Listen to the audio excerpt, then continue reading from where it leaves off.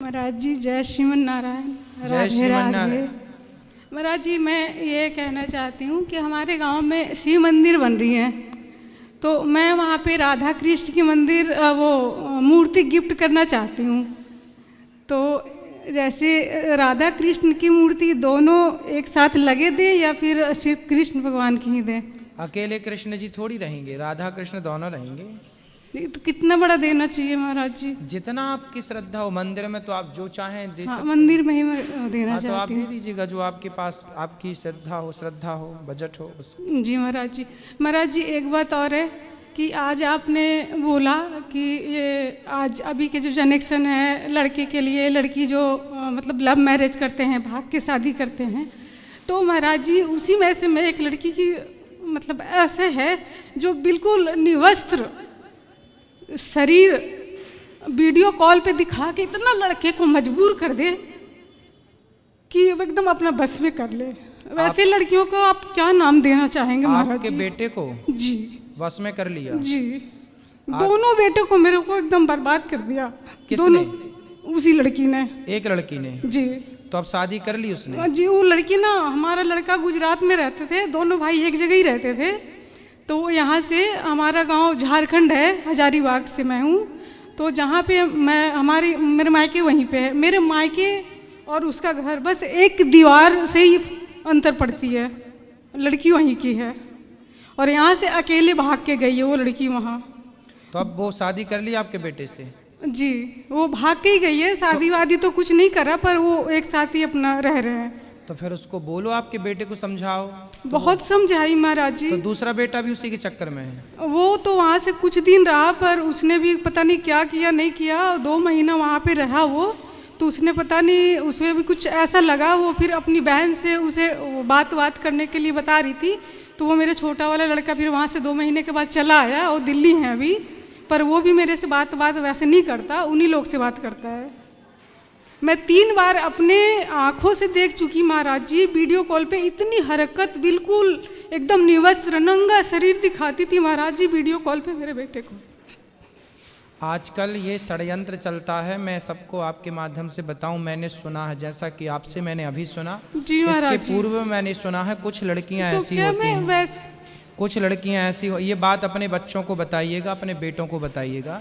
कुछ लड़कियां ऐसी होती हैं जो कि आपको वीडियो कॉल करती हैं और वीडियो कॉल में आपसे कहती हैं कि हम आपसे बहुत प्यार करते हैं, आप भी अपने कपड़े उतारो, वो भी अपने कपड़े उतारती हैं। फिर वो आपकी वीडियो कॉल में वीडियो रिकॉर्डिंग कर लेती हैं और वीडियो रिकॉर्डिंग करके फिर वो आपको धमकाती हैं कि आप हमें इतने पैसे दो वरना हम आपकी ये वीडियो पब्लिक कर देंगे, मतलब सबको दिखा देंगे।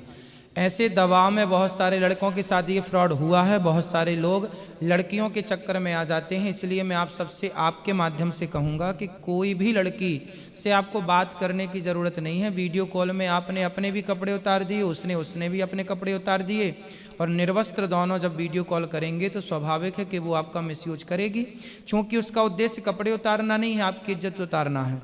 चूँकि उसका उद्देश्य कपड़े उतारना नहीं है, आपसे पैसे ऐंठना है, तो समाज में नाना प्रकार का फ्रॉड चल रहा है। इसलिए अपने बच्चों को इन बातों से अवगत कराएं। ये चीज़ें अब ऐसी नहीं जी इन बातों पे कौन बात करे, ये क्या है। आजकल समाज में ये हो रहा है, आपके जवान बच्चों को फंसाया जा रहा। कुछ षड्यंत्रकारी लड़कियाँ कुछ हैं जिनका धंधा ही ये है, पेशा ही ये है, जो खुले अब वैश्या जो वृत्ति है, अब वो आज के ज़माने के हिसाब से उन्होंने भी अपने आप को डेवलप कर लिया कि भाई अब तुम्हें इस तरह से हम चक्कर में लेंगे। तो हर लड़के को, इसलिए हम कहा करते हैं व्यर्थ की बातें किसी से ना की जाएं और पढ़ाई लिखाई पर ध्यान दिया जाए। व्यर्थ में बहुत लोग बर्बाद हो गए, मैंने सुना ही है। आप कुछ आपके मुंह से अभी सुन लिया, कुछ और पहले मैंने किन्हीं के मुंह से सुना था, तो मैंने आपसे कह दिया। पर मैं उस लड़की के घर में एक बार नहीं, मैं 3 बार गई। उसके माँ बाप से बोलो ना। मैं बोली महाराज जी, मैं एक बार नहीं 3 बार गई उसके घर। उसके माता पिता से, उसके दादा दादी से, उनके चाचा चाची से मैंने बात किया। 1 बार तो नहीं, 2 बार नहीं, तीसरा बार उनके घर वाले मेरे ऊपर मारने के लिए ऐसे हो गए कि आपने मेरी बेटी को इज्जत उछाल रहा है, ऐसे है, बदनाम कर रहा है, ऐसे वैसे, मतलब बहुत तरह की बातें बोले उन्होंने। फिर मैंने आ गई, उन्होंने कहा कि जब आपके पास कोई सबूत है, तो हमने बोला ठीक है, अगर आपको यकीन नहीं होता है फिर आप खुद ही मेरे पास सबूत लेके आना जब वैसी बात होगी। तो बाकी अब मैं आपके दरवाजे दोबारा नहीं आऊँगी। एक बार से मैं 3 बार गई और 2 बार उनके सब कोई जानते थे, हर कोई। 2 बार उसने भोजन भी खाई। चलो अब बेटे को समझा ही सकते हैं आप, तो समझाइएगा। तो महाराज जी ऐसे लड़की को क्या अपने घर में रखना, उसके हाथ से पानी पीना? महाराज जी कोई ऐसे समाज है जो मजबूर करते हैं कि आपको रखना पड़ेगा ऐसे वैसे, पर मैं वो लड़की को बिल्कुल नहीं चाहती महाराज जी। मैं अपने जीवन में कभी उसके हाथ से पानी नहीं पीना चाहती। अब देखिए ये निर्णय आपका है, बाकी किसी के साथ ऐसा फ्रॉड नहीं होना चाहिए, ये फ्रॉड है।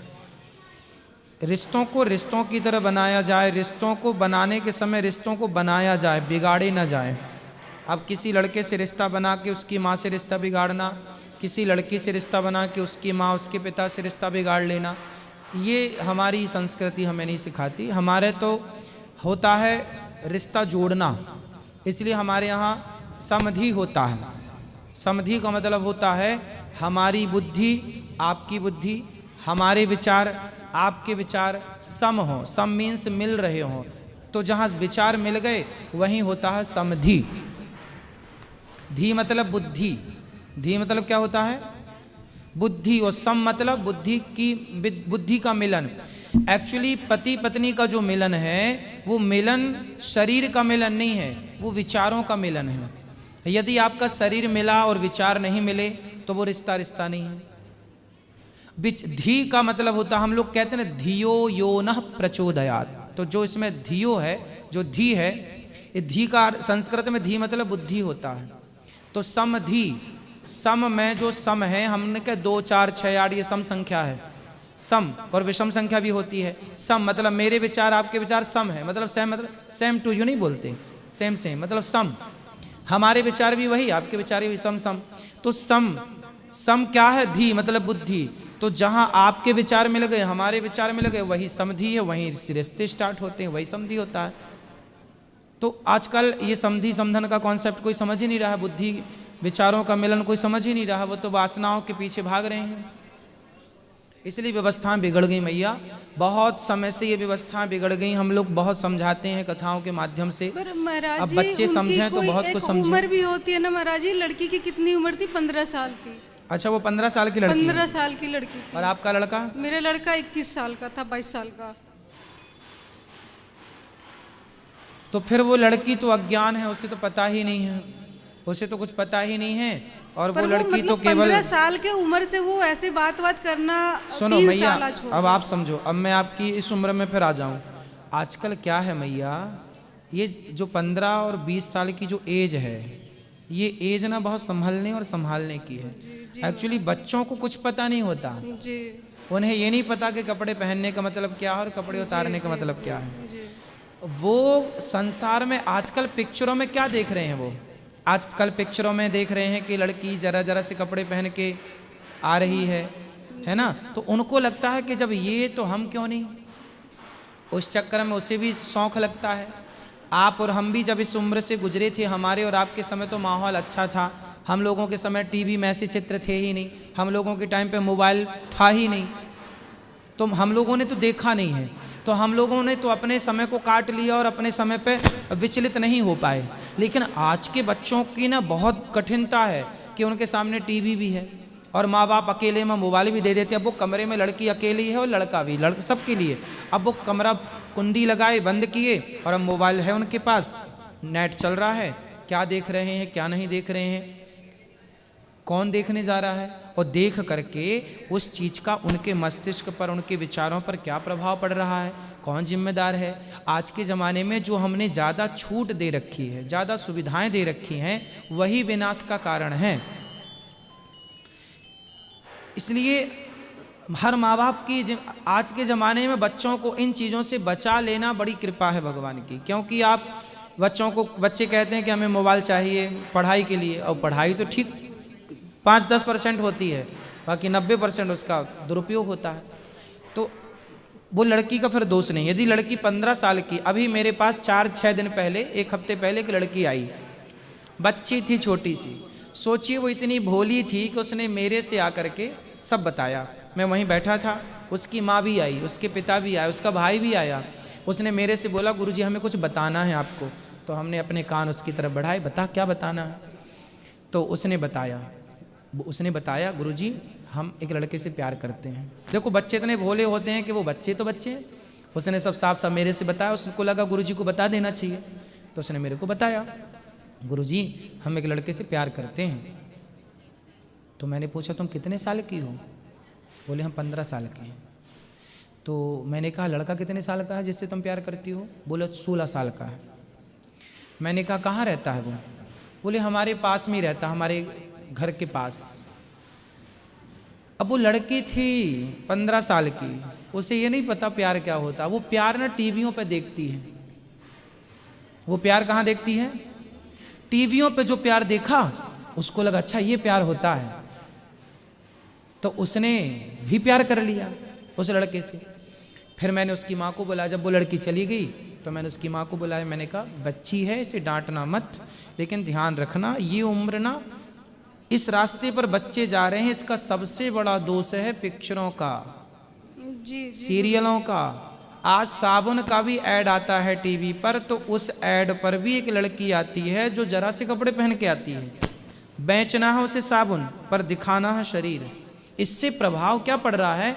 आपकी ये छोटी छोटी बच्चियां, छोटे छोटे बच्चे जिन्हें कुछ भी नहीं पता, जो बिल्कुल गंगा की तरह पवित्र हैं, लेकिन चूंकि देख करके और वो अपने पे अप्लाई करना चाहते हैं वैसा कि मैं भी ऐसा करूंगी, मैं भी ऐसा करूंगा। वो लिपट रहे हैं, मैं भी लिपटूंगी। वो कपड़े कम पहने हैं, मैं भी कम कपड़े पहनूंगी। कुल मिला के समाज में अब पिक्चरों को देखना, अश्लील चित्रों को देखना बंद करना चाहिए। तो यदि लड़की वो 15 साल की है, अब तो हो गया ना, 5 साल हो गया, 2 साल तो हो गया भागे, बाकी 2-3 साल पहले से उन लोग बात कर रहे थे। तो फिर देखिए ठीक है। फिर तो लड़की, अब पता नहीं, मैं पूरा मैटर नहीं समझता, लेकिन जो मैंने नहीं महाराज जी, पर वह ना वो उसी उम्र में गांव में और भी लड़कों को पता नहीं कितने लड़कों को बिगाड़ चुकी थी वो। होता है, अब क्या क्या बताएं मैया। मैंने तो समाज के जो कीचड़ है, ये ना कीचड़ जी है, महाराज जी, इस कीचड़ से तो भगवान सबको बचाए रखें। यही है भगवान से प्रार्थना कि हम सबको भगवान इस महाराज दलदल जी, से बचाए रखें। हमारी बेटी लाइव देख रही है, राधे राधे बोल दीजिए। मैंने सबको जोड़ रखा है। खुश रहिए, राधे राधे। खुश रहिए। आप लोग अपने बच्चों को इन सब चीज़ों से बचाइएगा और क्लियर बात कीजिए। देखो आज के ज़माने में लुका छिपी वाली बातें नहीं है। जब सब क्लियर है ही तो ये भी बोलना क्लियर स्टार्ट करो कि भाई क्या है सही, क्या है गलत। हो रहा है समाज में तो बोलना तो पड़ेगा, क्यों जी? बोलना पड़ेगा कि नहीं?